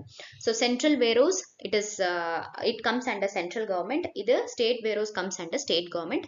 அதுல 50% கான்ட்ரிபியூஷன் ஸ்டேட் கவர்மெண்ட் பண்ணும் அண்ட் 50% கான்ட்ரிபியூஷன் சென்ட்ரல் கவர்மெண்ட் பண்ணும். கவரேஜ் பாத்தீங்கன்னா நேஷனல் லெவல்ல இருக்கும், மேஜர் சென்டர்ஸ் வச்சிருப்பாங்க CWC. அண்ட் ஸ்டேட் வேர்ஹவுஸ் வந்துட்டு ஸ்டேட் லெவல் ரூரல் குடோன்ஸை ஃபோக்கஸ் பண்ணுவாங்க. அண்ட் ரெண்டு வேர்ஹவுசிங் கார்பரேஷனும் they give negotiable warehouse receipt. முன்னாடியே டிஸ்கஸ் பண்ணும். இந்த NWR அப்படிங்கிறது இதை வச்சு நீங்க கொலாட்ரலா வச்சு பேங்க் கிட்ட இருந்து லோன் வாங்கிக்கலாம். ஓகேவா? ஸோ இதுல இம்பார்ட்டன்ட் பாயிண்ட்ஸ் கீழே கொடுத்துருக்கிறது கீ ஃபேக்ட்ஸ். காய் அப்படிங்கிறது வந்துட்டு அண்டர் கிரவுண்ட் ஸ்டோரேஜ், ட்ரெடிஷ்னலா underground storage facilities khai அப்படின்னு சொல்லி சொல்லுவாங்க. NWR recent one, electronic negotiable warehouse receipt அப்படிங்கிறது. National Grid of Rural Godowns established in 1979. Rural Godowns வந்துட்டு எம்பவர் பண்றதுக்காக வந்த ஒரு ஸ்கீம். அண்ட் வேர்ஹவுஸ்க்கும் நார்மல் ரூரல் குடவுன்ஸ்க்கும் என்ன டிஃபரன்ஸ் இருக்குன்னா, வேர்ஹவுஸ்ல சயின்டிபிக் ஸ்டோரேஜ் இருக்கும். நம்மளுடைய மேஜர் ஃபோக்கஸே வேர்ஹவுஸ்ல என்ன இருக்குன்னா, we should protect the quantity and quality. ரெண்டையுமே ப்ரொடெக்ட் பண்ணும் அப்படிங்கறது நம்மளுடைய ஃபோக்கஸா இருக்கும். ஓகேவா? ஸோ நார்மல் குடவுன்ஸை விட வேர்ஹவுஸ் வந்துட்டு we follow scientific storage and we will focus on the quantity and quality protection of a particular commodity that has been kept in the particular warehouse. நம்ம வச்சிருக்கிற இடத்துல எந்த ஒரு டேமேஜும் இல்லாம பாத்துக்கிறது. சிம்பிளா சொல்லணும்னா போஸ்ட் ஹார்வெஸ்ட்ல எந்த டேமேஜும் ஆகாம பாத்துக்கிறது தான் வேர்ஹவுஸ் உடைய main work. And now we will move on to numerical concepts. Numerical concepts க்கு கீழே மோஸ்டா கேட்கக்கூடிய questions என்னன்னு பாத்தீங்கன்னா, price spread, marketing efficiency and surplus. இந்த மூணு டாபிக்ல இருந்து உங்களுக்கு கேட்க சான்சஸ் நிறைய இருக்கு. So price spread அப்படின்னா the difference between producer price and consumer price. ஒரு farmer எவ்வளோ விலைக்கு விற்கிறாங்க, கன்சியூமர் எவ்வளோ பே பண்ணி வாங்குறாங்க, அந்த ரெண்டுக்கும் இருக்கிற டிஃப்ரென்ஸ். நான் ஒரு கன்சியூமர் 50 ரூபாய் கொடுத்து 1 kg ஆஃப் டொமேட்டோ வாங்குறேன், ஒரு ஃபார்மர் 30 ரூபாய்க்கு வித்திருக்காங்க. So price spread is 20 rupees. 50 minus 30, 20 rupees. ஓகேவா? ஸோ இங்க ஒரு எக்ஸாம்பிள் கொடுத்துருக்காங்க பாருங்க. Consumer pays 50 per kg, farmer வந்துட்டு 15 he gets 15, அதாவது 15 ரூபாய்க்கு வித்திருக்காங்க. So price spread is 35. Okay, price spread marketing margin is completely different. Confuse ஆவாங்க, நிறைய பேர் கன்ஃபியூஸ் ஆவாங்க. ஸோ இது எதை பொறுத்து டிஃபரன்ஷியேட் ஆகும்னா மார்க்கெட்டிங் சேனல் பொறுத்து டிஃபரன்ஷியேட் ஆகும். ப்ரைஸ் ஸ்ப்ரெட்ல ரெண்டே பேர் தான் இருப்பாங்க, ப்ரொடியூசர், கன்சியூமர். ஆனா மார்க்கெட்டிங் மார்ஜின் அப்படிங்கும்போது எந்த மார்க்கெட்டிங் சேனல் மூலியமா போயிருக்கோ அதெல்லாம் பொறுத்து தான் மார்க்கெட்டிங் மார்ஜின் இருக்கும். ஓகேவா? ஸோ இப்போ ஃபார் எக்ஸாம்பிள் ஒரு ப்ரொடியூசர் ஒரு ஹோல்சேலருக்கு விற்கிறாங்க, ஹோல்சேலர் கன்சியூமருக்கு விற்கிறாங்க. ப்ரொடியூசர் ஹோல்சேலருக்கு 15 rupeesக்கு விற்கிறாங்க, ஹோல்சேலர் கன்சியூமருக்கு 20 rupees விற்கிறாங்க. So the difference between producer price and the wholesaler price அப்படின்னு பார்க்கறது தான் marketing margin. Each marketing intermediary, ஒவ்வொரு மார்க்கெட் இன்டர்மீடியரியும் எவ்வளோ பெர்சன்டேஜ் அதிகமாக மார்ஜின் வச்சு விற்கிறாங்க அப்படின்னு சொல்லி பார்க்கறது மார்க்கெட்டிங் மார்ஜின். நான் முன்னாடி சொன்ன 15 rupeesக்கு விற்று அவங்க 20 rupeesக்கு விற்றாங்கன்னா மார்க்கெட்டிங் மார்ஜின் 5 rupees லாபமாக வச்சு விற்றுருக்காங்க அப்படின்றது. எல்லாமே சிம்பிள் டேர்ம்ஸ் தான், நம்ம தான் காம்ப்ளிகேட் பண்ணிப்போம். ஸோ மார்க்கெட்டிங் மார்ஜின் அப்படிங்கிறது எவ்வளோ லாபத்துல விற்கிறாங்கன்றது, பிரைஸ் ஸ்ப்ரெட் அப்படிங்கிறது கன்சியூமர் எவ்வளவுக்கு வாங்கியிருக்கான், ப்ரொடியூசர் எவ்வளவுக்கு வித்திருக்கான் அப்படின்னு பாக்குறது it is price spread. Okay, next important என்னன்னா பிரைஸ் ஸ்ப்ரெட் அதிகமா இருக்கு அப்படின்னா ஃபார்மருக்கு இல் எஃபெக்ட், நெகட்டிவ் இம்பாக்ட் இருக்குன்னு அர்த்தம். ஓகேவா? நெக்ஸ்ட் இருக்கிறது producer share and consumer rupee. So producer share and consumer rupee அப்படிங்கிறது அப்படியே தமிழ்ல டிரான்ஸ்லேட் பண்ணா உங்களுக்கு மீனிங் புரியும். கன்சியூமர் கொடுத்த அமௌண்ட்ல ப்ரொடியூசருக்கான கான்ட்ரிபியூஷன் என்ன, ப்ரொடியூசருக்கு போயிருக்கிற கான்ட்ரிபியூஷன் என்ன, அவங்களுக்கு எவ்வளவு பெர்சன்டேஜ் போயிருக்கு அப்படிங்கிறது. ஸோ இதை எப்படி கால்குலேட் பண்ணுவோம்னா price spread received by producer divided by consumer price into 100. இப்போ முன்னாடி பார்த்த எக்ஸாம்பிளுக்கு அப்படியே போட்டிங்கன்னா 15 rupees ப்ரொடியூசர் கொடுத்துருக்காங்க, 50 rupees கன்சியூமர் பே பண்ணியிருக்காங்க, மல்டிப்ளைட் பை 100 பண்ண 30%. ஓகே, அகைன் இந்த கான்செப்ட்லயும் எவ்வளோ ஹையர் த பெர்சன்டேஜ் இருக்கோ அவ்வளோ சேனல் எஃபிஷியண்டா இருக்கு, அதாவது அதிகமான கான்ட்ரிபியூஷன் ஃபார்மருக்கு போக போக அந்த சேனல், மார்க்கெட்டிங் சேனல் எஃபிஷியண்டா இருக்குன்னு அர்த்தம். பிரைஸ் ஸ்ப்ரெட் அதிகமானா ப்ரொடியூசருக்கு நெகட்டிவ் இம்பாக்ட் இருக்கு.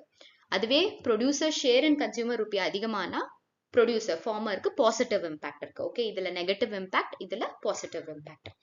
Next marketing efficiency. மார்க்கெட்டிங் எஃபிஷியன்சில நிறைய ஃபார்முலா இருக்கு. அதுல உங்க எக்ஸாம்ல மேஜரா கேட்கக்கூடியது ஷெஃபர்ட்ஸ் மெத்தட், நியூமெரிக்கல்ல கேட்கக்கூடியது. ஓகேவா? ஸோ ஷெஃபர்ட்ஸ் மெத்தட்கான ஃபார்முலா என்னன்னா consumer price minus marketing cost divided by marketing cost into 100. இது ஒரு ஃபார்முலா. இது இல்லாம இன்னொரு formula value of good divided by total marketing cost into 100. எவ்வளோ அந்த வேல்யூ ஆஃப் குட் எவ்வளோ, அதுக்காக அந்த கூட ப்ரொடியூசர் கிட்ட இருந்து கன்சியூமருக்கு கொண்டு வர நான் எவ்வளவு செலவு பண்ணிருக்கேன், மல்டிப்ளைட் பை 100 போட்டா efficiency. So higher the ratio good is the marketing சேனல்னு அர்த்தம். ரேஷியோ அதிகமாக அதிகமாக அந்த நம்ம கொண்டு வர மார்க்கெட்டிங் சேனல் எஃபிஷியண்டா இருக்கு, கம்மியான விலைக்கு நம்ம நல்ல ப்ராடக்ட்டை கொடுக்குறோம் அப்படிங்கிற மாதிரி ஒரு கான்செப்ட். ஓகே, அது இல்லாம நெக்ஸ்ட் இருக்கிறது வந்துட்டு சர்ப்ளஸ். ஓகே, சர்ப்ளஸ் அப்படின்னா அதிகமா இருக்கிறதுன்னு அர்த்தம். ஸோ ப்ரொடியூசர் சர்ப்ளஸ் அப்படிங்கிறது quantity of a commodity that is made available to the non-farm population of a country. Farming பண்ணாத பாப்புலேஷனுக்கு நம்ம கொடுக்குற ப்ரொடியூசர் வந்துட்டு கான்ட்ரிபியூட் பண்றது தான் ப்ரொடியூசர் சர்ப்ளஸ் அப்படின்னு சொல்லி சொல்லுவாங்க. 2 டைப்ஸ் இருக்கு, marketed surplus, marketable surplus. Okay, marketed அப்படின்னா MARKETED, marketed. ஓகே, marketed அப்படின்னா actual quantity that is sold in the market. மார்க்கெட்ல ஆக்சுவலா எவ்வளோ வித்திருக்காங்க, எவ்வளோ குவான்டிட்டி வித்திருக்காங்களோ அது மார்க்கெட்டட் சர்ப்ளஸ்.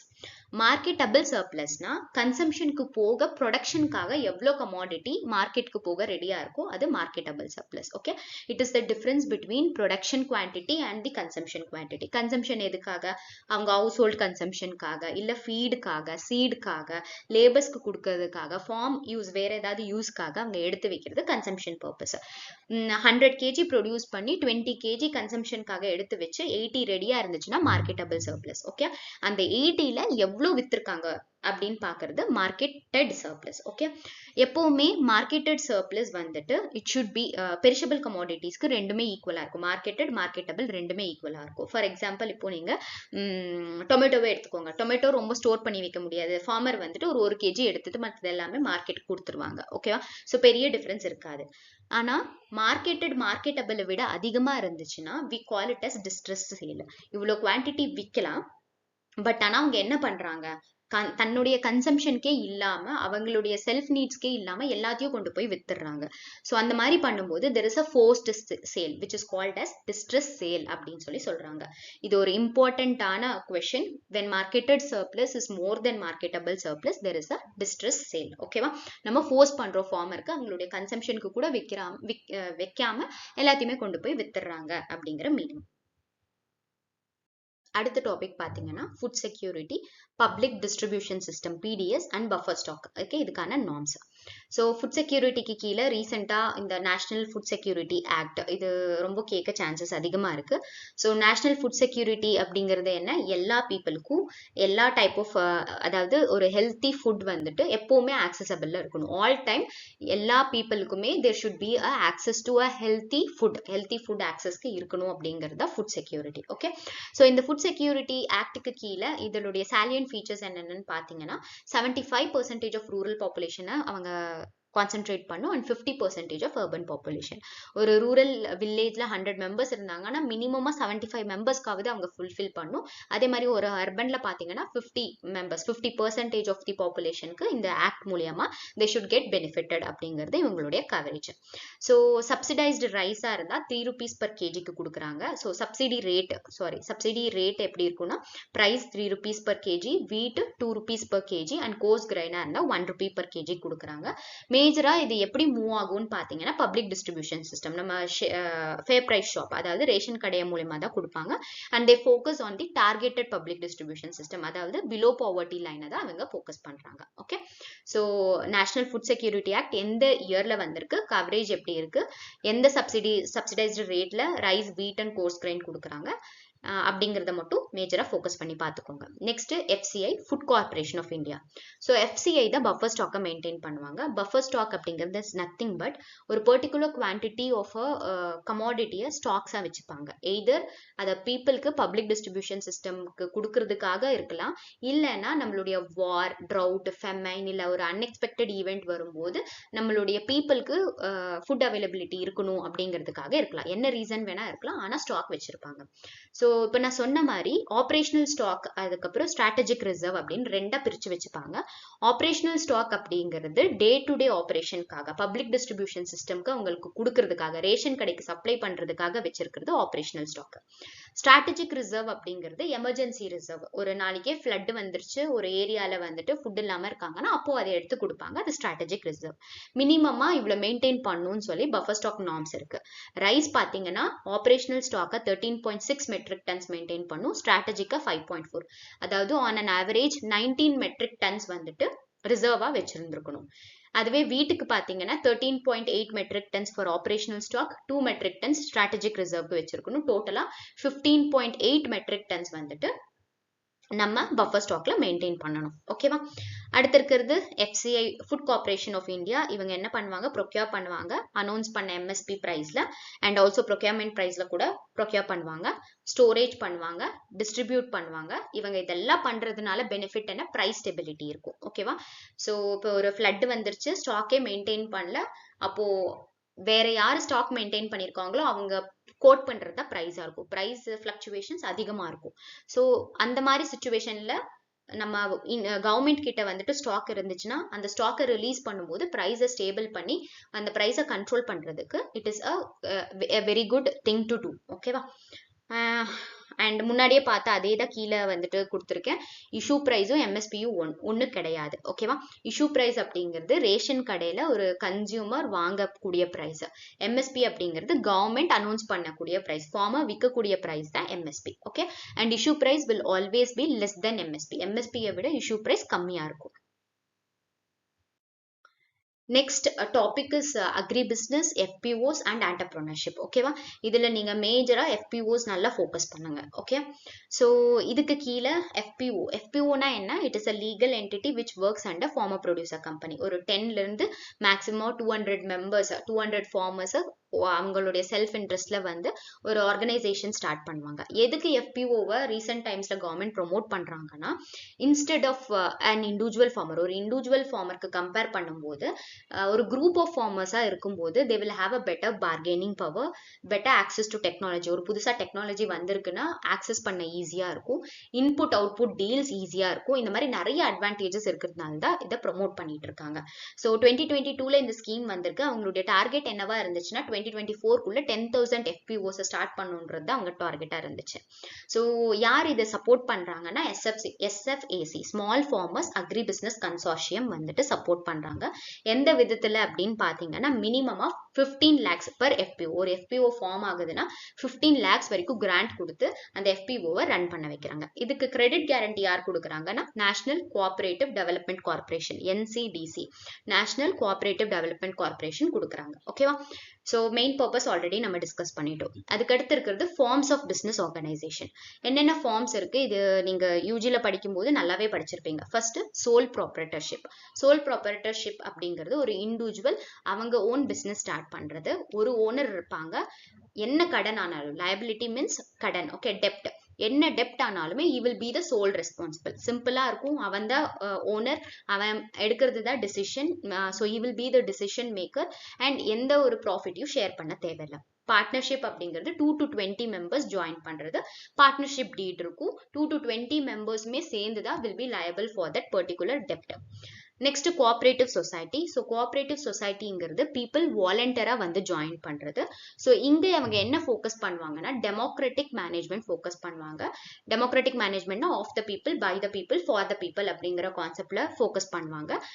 ஒவ்வொரு மெம்பருக்கும் ஓட்டிங் கெப்பாசிட்டி இருக்கும். One vote per man. ஒருத்தங்க ஒரு ஓட் போடலாம். ஓட் போட்டு அவங்களுடைய சுப்பீரியர், அந்த கோஆபரேட்டிவ் சொசைட்டிக்கான டைரக்டரோ இல்ல சேர்மனை செலக்ட் பண்ணி அண்ட் அவங்க வந்துட்டு டிசிஷன் மேக்கிங் அத்தாரிட்டியா ஒர்க் பண்ணுவாங்க. அண்ட் கோஆபரேட்டிவ் சொசைட்டியுடைய இன்னொரு அட்வான்டேஜ் பார்த்தீங்கன்னா சர்வீஸ் மோட்டிவ்ல ஒர்க் பண்ணுவாங்க, ப்ராஃபிட் மோட்டிவ்ல ஒர்க் பண்ண மாட்டாங்க. Next is joint stock company. Joint stock company அப்படிங்கிறது ஒரு கம்பெனியுடைய ஸ்டாக்கை நம்ம பர்ச்சேஸ் பண்றது. நிறைய பேர் அந்த ஸ்டாக்கை பர்ச்சேஸ் பண்ணி அதுல ஷேர் ஹோல்டரா இருப்பாங்க. இதுல லிமிட்டட் லயபிலிட்டி, அவங்க எவ்வளவு பர்ச்சேஸ் பண்ணியிருக்காங்களோ அதுக்கு மட்டும் தான் இவங்க லயபிளா இருக்காங்க.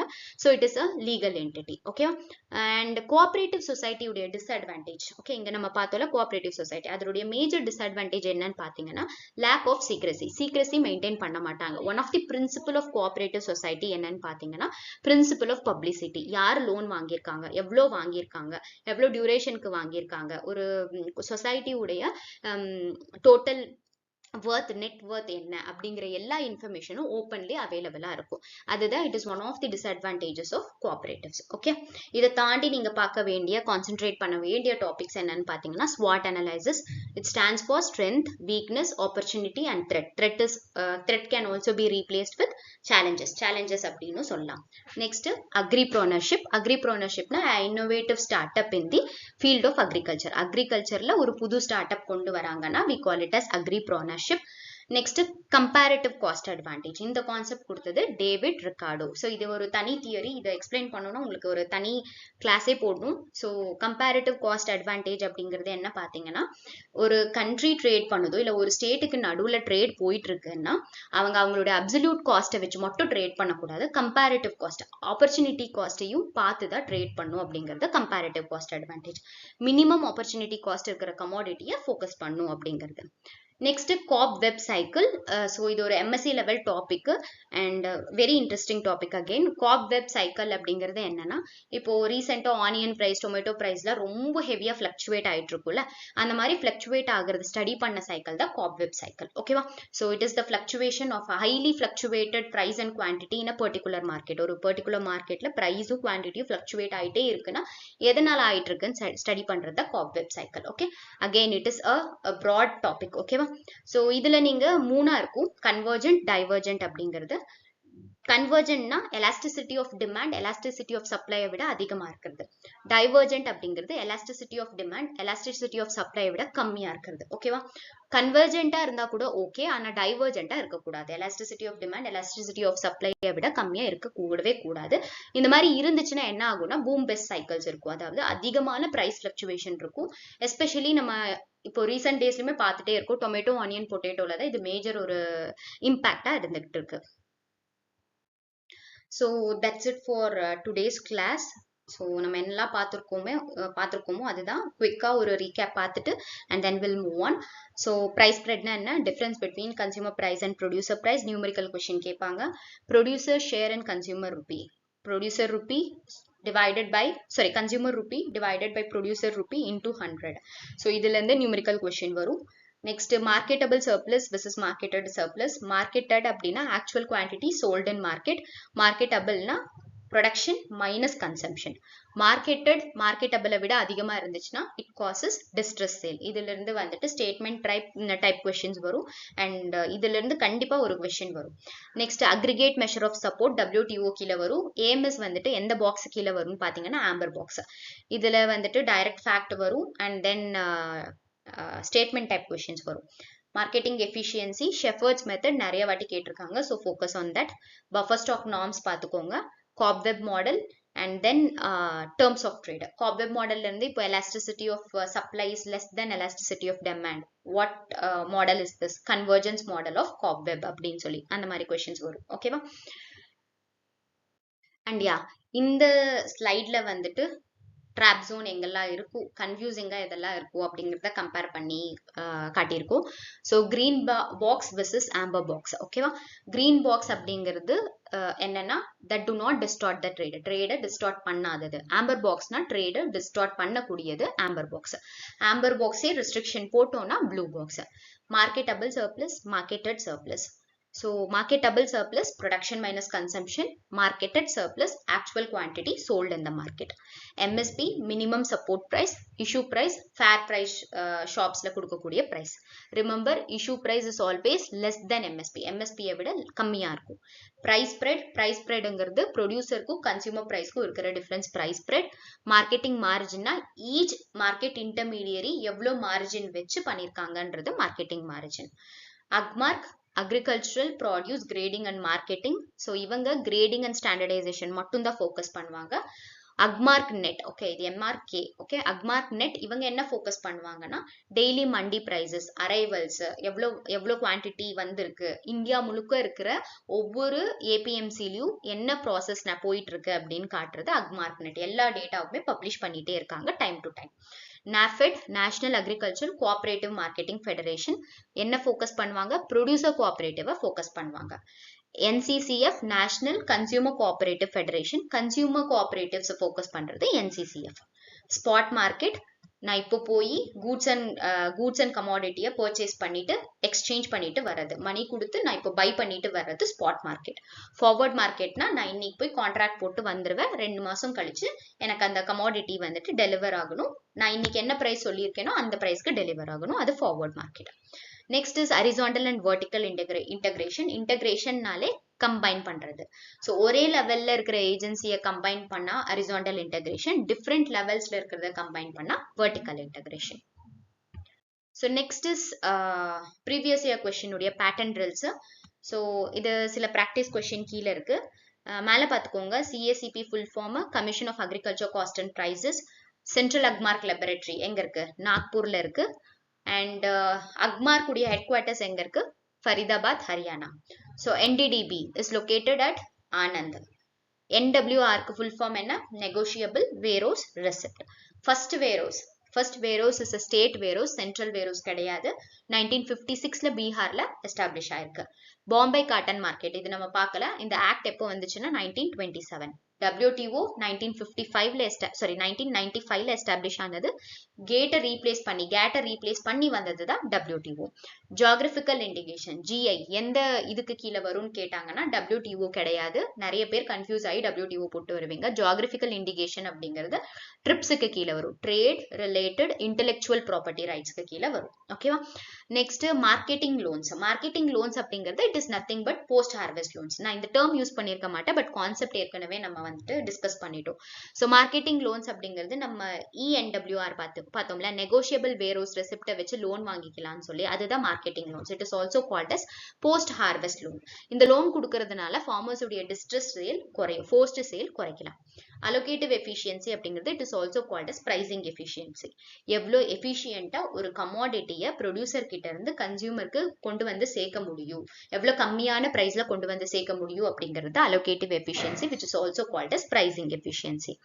அண்ட் ஈரோடு, நம்ம தமிழ்நாட்டில் ஈரோடு வந்துட்டு டர்மரிக்கு ஸ்பெஷலைஸ்டு மார்க்கெட். ஓகேவா, it is having a specialised market for turmeric. ஓகேவா, IFOM இதுக்கு ஃபுல் ஃபார்ம் கேட்டிருக்காங்க, international federation of organic agricultural movement. எந்த ஸ்கீம் இது கூட லிங்கா வரும்? So it is Pradhan Mantri பரம்பரக் Krishi Vikas Yojana. அந்த யோஜனா தான் ஆர்கானிக் அக்ரிகல்ச்சர் இந்தியாவில் ப்ரொமோட் பண்ணுன்ற அப்படின்னு சொல்லி வந்த ஸ்கீம். அதுக்கான இன்டர்நேஷனல் ஃபெடரேஷன் இஸ் IFOAM. ஓகேவா, ஸோ ஸ்டேட்மெண்ட் டைப் கொஸ்டின் எப்போ வந்தாலுமே நீங்க ஃபர்ஸ்ட் எலிமினேஷன் ப்ராசஸை வந்துட்டு கத்துக்கோங்க.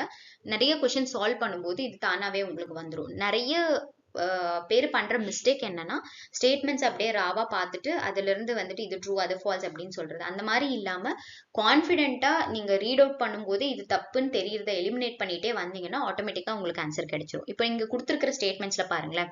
Statement 1, green box subsidies are not subject to reduction under WTO. WTOக்கு கீழே இதை கிரீன் பாக்ஸ்க்கு எந்த ஒரு எஃபெக்ட்டுமே கிடையாது அப்படின்னு சொல்றாங்க. ஓகே, ட்ரேடு டிஸ்டார்ட் பண்ணாது. ட்ரூ. எந்த பாக்ஸ்க்கு பண்ணும்? ஆம்பர் பாக்ஸ்க்கு trade distortion இருக்கும். ஓகேவா, MSP is a statutory price for all crops. கிடையவே கிடையாது. It is a advisory price. So இது false. Marketed surplus is always less than the marketable surplus. So marketed surplus எப்பவுமே மார்க்கெட்டபிளை விட கம்மியா இருக்குமானா கிடையாது. ஸ்மால் ஃபார்மர்ஸ்க்கு சம்டைம்ஸ் மார்க்கெட்டபிளை விட அதிகமா இருக்கும். அந்த சிச்சுவேஷனை தான் டிஸ்ட்ரெஸ் சேல் அப்படின்னு சொல்லி சொல்லுவோம். Agmark net is a grading and standardisation system. Agmark தான் grading and standardisation. Agmark net அப்படிங்கிறது வந்துட்டு இட் இஸ் ஃபார் பிரைஸ் உடைய டீடைல்ஸ், அரைவல் உடைய டீடைல்ஸ் ஆன்லைன்ல பப்ளிஷ் பண்ணக்கூடிய ஒரு ஆன்லைன் திங் தான் அக்மார்க் நெட். ஸோ இந்த மாதிரி தான் லைக் தெரிஞ்சதையே வந்துட்டு நிறைய வாட்டி தப்பா பண்ணிட்டு வருவோம். பிகாஸ் நம்ம ஹரிபரியில படிச்சுட்டு ஆன்சர் ஜஸ்ட் ரேண்டமா போடும்போது தப்பு நடக்கும். ஸோ எலிமினேஷன் ப்ராசஸ் நீங்க யூஸ் பண்ணீங்கன்னா, ஆப்ஷன்ஸை எலிமினேட் பண்ண தெரிஞ்சுக்கிட்டீங்கன்னா you will be the succeeder. So அதை பார்த்து போட்டுக்கோங்க. ஸோ லாஸ்ட் மினிட் ரிவிஷனுக்காக இந்த ஒரு ஃபிளாஷ் ரெஃபரன்ஸ். ஏற்கனவே டிஸ்கஸ் பண்ண எல்லா கான்செப்ட்ஸும் இதுல இருக்கு. இப்போ நான் திரும்பி எக்ஸ்பிளைன் பண்ணா அதே திங்ஸ் தான் எக்ஸ்பிளைன் பண்ற மாதிரி இருக்கும். ஸ்கிரீன்ஷாட் எடுத்து வச்சு பார்த்துக்கோங்க. It will be helpful. So price policy கீழே MSP பார்த்துருக்கோம், CACP பார்த்துருக்கோம், FRP பார்த்துருக்கோம். இன்ஸ்டிடியூஷன்ஸ்க்கு கீழே NAFED, NDDB பார்த்தோம். அதுக்கப்புறம் அப்பிடா, எம்பிடா அதெல்லாம் கூட இதுக்கு கீழே தான் வருது. வேர்ஹவுசிங் கீழே ஸ்டேட் வேர்ஹவுஸ், சென்ட்ரல் வேர்ஹவுஸ் பார்த்தோம். அண்ட் ஃபார்முலாஸ்ல பிரைஸ் ஸ்ப்ரெட் பார்த்தோம், producer share and consumer rupees பார்த்தோம், மார்க்கெட்டிங் எஃபிஷியன்சி பார்த்துருக்கோம். கமாடிட்டி போர்ட்ஸு கீழே டிஃப்ரெண்ட் போர்ட்ஸ், அதனுடைய ஹெட் குவார்ட்டர்ஸ் எந்த மினிஸ்ட்ரி கீழே வருது அப்படின்னு பார்த்துருக்கோம். அண்ட் தமிழ்நாடுல ஸ்பெசிபிக் மார்க்கெட், ஸ்பெஷலைஸ்டு மார்க்கெட் எதுக்கு இருக்கு? ஈரோட்ல சில்லிக்கு இருக்கு. அண்ட் ட்ரிப்ஸுக்கு கீழே தான் ஜியோகிராஃபிக்கல் இண்டிகேஷன் வரும். அண்ட் WTO பாக்ஸஸ் பார்த்தோம். அக்மார்க் நெட்டுக்கான டிஃபரன்ஸ் பார்த்தோம். மார்க்கெட் டைப்ஸ் பார்த்தோம். சர்ப்ளஸ்னா என்ன? மார்க்கெட்டட் சர்ப்ளஸ், மார்க்கெட்டபிள் சர்ப்ளஸ், அந்த டிஃபரன்ஸ் பார்த்தோம். ஃபுட் செக்யூரிட்டி, FCI அது பார்த்துருக்கோம். அதுக்கப்புறம் மேஜரா எங்கெல்லாம் ட்ராப் இருக்கும்னு சொல்லி ஒரு கம்பேரிட்டிவ் அனலைசிஸ் பார்த்தோம். So this is the last minute ரிவிஷனுக்காக இந்த ஒரு ஸ்லைடை நீங்க யூஸ் பண்ணிக்கலாம். And that's it about today's class, and thank you so much for watching the video. And இது கண்டிப்பா சஃபிஷியண்டா இருக்கும்னு சொல்லி 100% அஷூரன்ஸ் கொடுக்க முடியாது. இதை நம்ம டீகோட் பண்ணி இப்படி எல்லாம் வரலாம், இதெல்லாம் possibility of questions you can expect அப்படிங்கிறது மட்டும் தான் சொல்றோம். Please join the course and have a complete look on the சிலபஸ்ல என்ன கொடுத்துருக்காங்கன்றது கம்ப்ளீட்டா யூனிட் வைஸ் கவர் பண்ணீங்கனாலே 90% of problem will be solved. அதுக்கப்புறம் 10% ரிவிஷன்லயும், அதுக்கப்புறம் ப்ராப்ளம் சால்வ் பண்றதுலயும், சம் சால்வ் பண்றதுலயும் அண்ட் கொஸ்டின் பேப்பர் சால்வ் பண்றதுலயும் தான் இருக்கு. Make use of the classes and thank you so much once again.